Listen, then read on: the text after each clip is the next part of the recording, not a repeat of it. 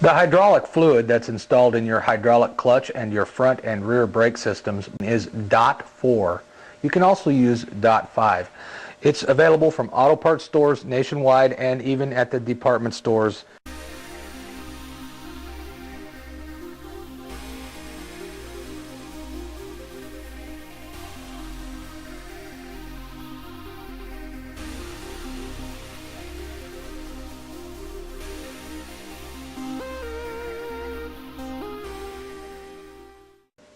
I'm going to show you a few little tips about bleeding these systems to remove the air, make this a lot easier. I went to a farm store. Now these may be available in your region or may not. Here in Indiana, we buy these at the farm store. It is a veterinarian syringe. On the end here where the needle goes, I've installed a rubber hose. Now you'll draw the .4 or 5 fluid up into the syringe from the fluid container, and this way you can inject under pressure the fluid into the system. This works much better than the pumping of the lever or the pedal. This is very quick and very easy. On the rear brake, the way to bleed it we find best is to remove the inlet fluid hose, which this comes from the reservoir, so this is not under pressure. So I pinch it off with hemostats and remove it. Then I plug into this nipple here on the master cylinder with my syringe. Then I open the bleeder nipple on the rear caliper and attach a bleed hose which goes to my small jar. And when I open this, I can inject the fluid in through this nipple here, and the fluid goes through the brake system, fills the caliper, and comes out through the bleeder nipple. Now if you use a clear hose on this end here, you can see when the air bubbles have stopped coming through the hose. And then while still maintaining a constant pressure on the syringe, close the bleeder. Now if you run out of fluid when you're near the end of your travel, keep the wrench on the bleeder and close it. Then you can get more fluid and do the procedure again. Alternatively, you may wish to disconnect the reservoir, the hose at the reservoir, and inject from there if you have easier access at that point.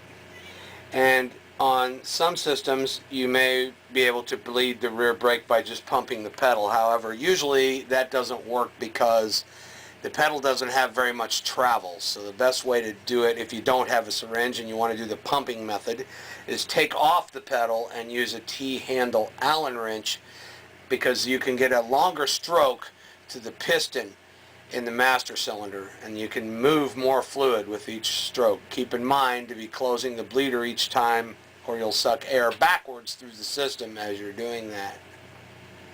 You can also, on some models, inject from the rear on the caliper and push the fluid forward.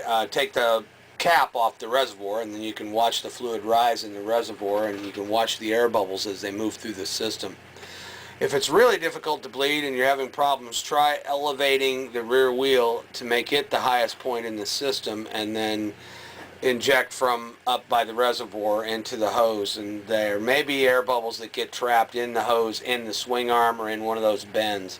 Also be careful about the routing of the hose there at the master cylinder. On some models, if it's not properly routed, it can make contact with the swing arm under full suspension compression and cause the banjo bolt to come loose, and then you'll lose your brake fluid pressure in that system as well.